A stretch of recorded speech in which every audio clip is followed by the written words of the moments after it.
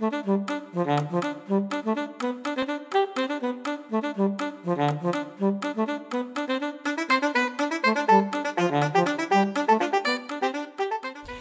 avons souhaité, lorsque nous avons évoqué le contenu de ces journées et donc le fait que la région les accueille ici,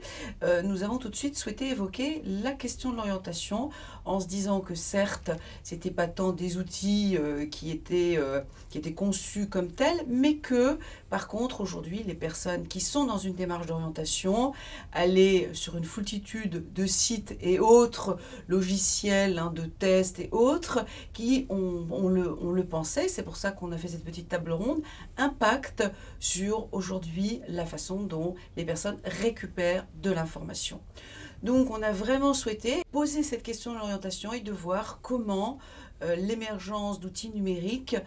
non seulement faisait totalement changer la façon pour les personnes de conduire leur démarche d'orientation, mais aussi, et c'était un des points importants de la table ronde, comment ça faisait changer la façon dont les personnes qui suivent, les conseillers divers et variés, devaient s'adapter parce que leur boulot, c'est clair et net, est en train de changer. À savoir, attention, l'outil ne doit pas remplacer celles et ceux qui doivent incarner l'accompagnement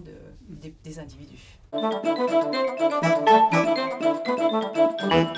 C'est vrai que, par exemple, la région Alsace s'en empare d'assez longue date, puisque donc en s'appuyant sur la loi quinquennale de 1993 qui avait proposé aux régions de constituer des programmes d'information et d'orientation, depuis donc de nombreuses années, la région finance chaque année un programme régional d'information et d'orientation. La formation, donc compétence, celle-ci connue, reconnue des régions, ne prend sens que dès lors qu'on est dans un parcours, et dans ce parcours, orientation et formation tout au long de la vie, eh bien la question de l'orientation doit trouver place. Et le troisième point, c'est de s'adosser sur le partenariat. C'est une question de volonté partagée, d'un certain nombre d'actions sur lesquelles on doit se mettre d'accord, et c'est sans doute un des leviers importants de l'animation par la région de la thématique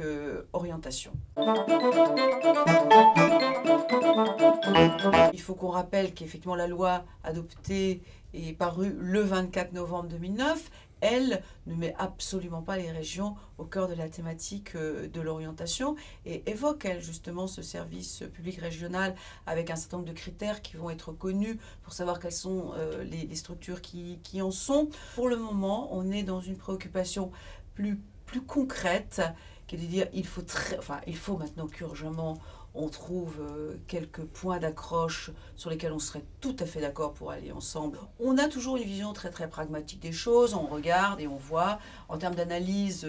qu'est-ce que ça peut avoir comme effet et comment peut-on en tirer un certain nombre d'enseignements pour faire plus et mieux. La formation, l'orientation, la caractéristique, c'est que ça n'est jamais terminé.